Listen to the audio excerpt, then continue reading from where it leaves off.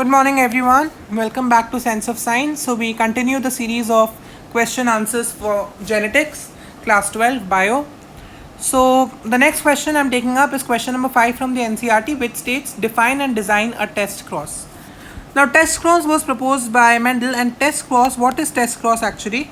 Test cross is a cross between F1 generation, that is the offspring, and recessive parent. Okay, and the parent which has the recessive trait, that is a test cross. Okay, now as we are crossing F1 with the previous generation, it is going backwards because parent is before F1. It is also a special case of back cross. Now what is the use of test cross? Test cross actually helps us to determine the genotype of the dominant trait from phenotype.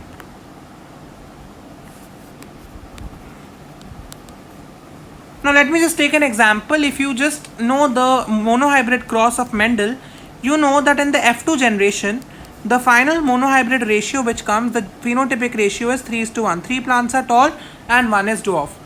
Now of course, for the dwarf plant, there is only one possibility, that the small t and small t combine, because it's a recessive trait. But tall can have both possibilities. It can be a capital T also. It can be a small t and capital T and small t also. Heterozygous tall and homozygous tall, both are possible.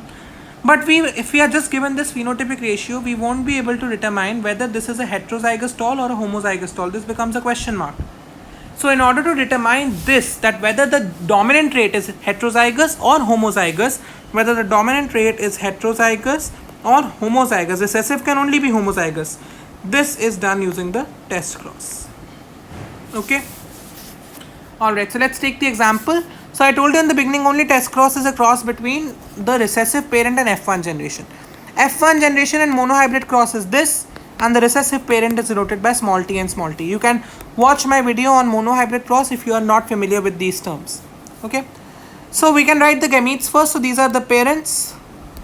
Then after the parents, the next step is writing the gametes.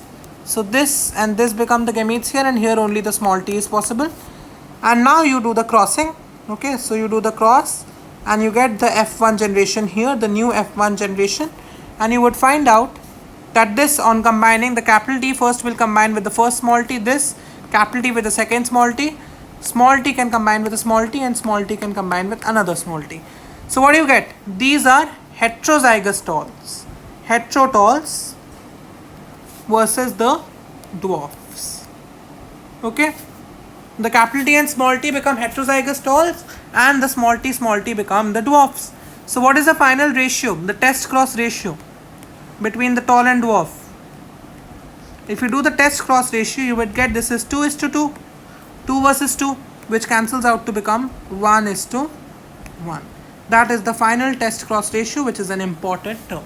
So whenever you are asked to design a test cross, it is between the F1 generation and the recessive parent. Okay, this is the recessive parent, not the dominant parent. That's an important thing.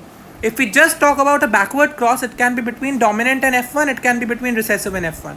But when it's a test cross, it is between recessive and F1. And finally, what we will verify is between the heterozygous talls and dwarfs, the final phenotypic ratio which comes is 1:1, which is your test cross ratio. Okay. That was about this question. Stay tuned. More questions are coming. Okay. And more videos too are coming. Take care. Stay safe. Thank you. Bye.